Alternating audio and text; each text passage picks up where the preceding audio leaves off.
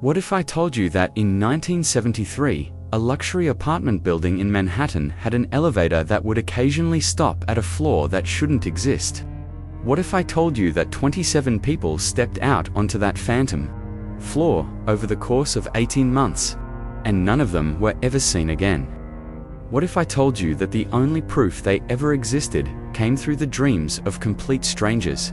This is the story of the Meridian Tower incident, a case so disturbing that the building was demolished in 1975, and all records were sealed by the City of New York for 50 years. Those files were finally released last month, and what they contain will change everything you think you know about the boundaries of reality. The Meridian Tower stood 42 stories tall on East 64th Street, a monument to post-war prosperity and modern engineering.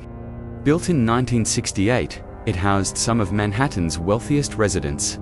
The building had 4 elevators, but it was Elevator C that would become the source of an urban legend so terrifying that even today, former residents refuse to speak about it on record.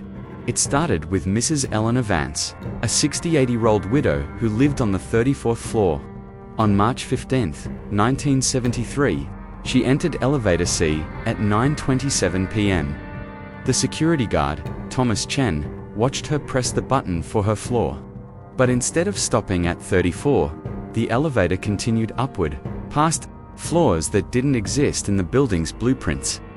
Thomas watched the floor indicator climb, 43, 44. The building only had 42 floors. When the doors finally opened on what the indicator claimed was the 47th floor, Mrs. Vance stepped out. Thomas called up to her, but she didn't respond. She simply walked forward into what should have been empty space above the building's roof. The elevator returned to the lobby. Empty. Mrs. Vance was reported missing the next morning. Police investigations found no trace of her. The building's architects confirmed there were no floors above. 42. The elevator shaft ended at the 42nd floor with solid concrete. Yet somehow, Thomas Chen had watched a woman step out onto a floor that couldn't exist. But Mrs. Vance's disappearance was just the beginning. Over the next 18 months, 26 more people would vanish in the same impossible way. They came from all walks of life: a young stockbroker named David Reeves, a mother of 3 called Patricia Wang, an elderly jazz musician named Solomon Hayes. All of them entered Elevator C. All of them rode past the building's highest floor. All of them stepped out into nothingness and never returned. The building management tried everything. They replaced the elevator's entire mechanical system. They installed new floor sensors. They posted guards specifically to watch Elevator C. Nothing worked. The phantom floor continued to appear, seemingly at random, always between 9 p.m. and 3 a.m. But here's where the story becomes truly unsettling. The disappeared weren't completely gone. They began appearing in dreams. People across New York City started reporting identical nightmares. They would dream of a long, narrow hallway with peeling wallpaper and flickering fluorescent lights. At the end of this hallway was a waiting room, filled with chairs arranged in perfect rows. In these chairs sat the missing people from Meridian Tower, all staring at a door marked interview room. The dreamers had never seen these missing people before. They didn't know their names or their stories, yet they could describe them in perfect detail. Mrs. Vance's pearl necklace, David Reeves' crooked smile, Patricia Wang's floral dress. When shown photographs, the dreamers would immediately recognize the vanished residents. Dr. Margaret Hoffman, a psychiatrist at Mount Sinai Hospital, began documenting these dream reports. She collected over 300 identical accounts from people who had no connection to each other or to Meridian Tower. They all described the same impossible place, a bureaucratic office that seemed to stretch on forever, where the missing residents waited in eternal lines for interviews that never came. The dreams always ended the same way. The dreamers would approach the missing people and try to speak to them, but the vanished residents would only whisper one phrase: "They're processing us. We can't leave until they finish processing us." Dr. Hoffman's investigation led her to a disturbing discovery. In 1928, the same plot of land where Meridian Tower stood had housed the Ellis Island Processing Annex, a temporary facility used to handle the overflow of immigrants during peak immigration years. The facility had been demolished after reports of severe overcrowding and mysterious disappearances. According to archived newspapers, 43 people had vanished from the processing center over a 6-month period in 1920-9. The last entry in the facility's logbook, dated December 20th, 1929, simply read, "They keep coming to be processed, but the rooms upstairs are full. We don't know where to put them anymore."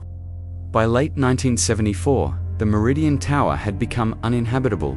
Residents reported that all 4 elevators had begun malfunctioning, occasionally stopping at non-existent floors. The dream spread beyond New York, affecting people as far away as California and Florida. The city condemned the building in February 1975, but demolition crews faced an impossible problem. They couldn't tear down floors that didn't exist. When they brought in the wrecking ball, the building seemed to extend higher than its blueprints indicated. Workers reported seeing figures in the windows of floors that shouldn't be there, including all 27 missing residents. The solution came from an unlikely source. Maria Santos, an elderly immigrant from El Salvador, approached the demolition foreman with an unusual request. She claimed her grandmother had worked at the original processing facility and had taught her how to close doorways that shouldn't be open. What happened next was witnessed by a dozen of construction workers, but their accounts were immediately classified. According to leaked testimonies, Maria Santos entered the building alone and rode elevator C to the phantom floor. For 3 hours, workers watched lights moving through windows that existed 47 stories above ground. When she finally emerged, she carried with her a single manila folder. Inside the folder were 27 immigration processing forms, all dated 1929, with the names and photographs of the modern-day missing residents. At the bottom of each form was stamped a single word: processed. The building came down without resistance the next day. The dreams stopped immediately after the demolition, but Maria Santos made one final, chilling revelation to Dr. Hoffman. The processing facility had never closed. It had simply been waiting for the right building to appear above it again. The 47 people who had vanished across both time periods hadn't died.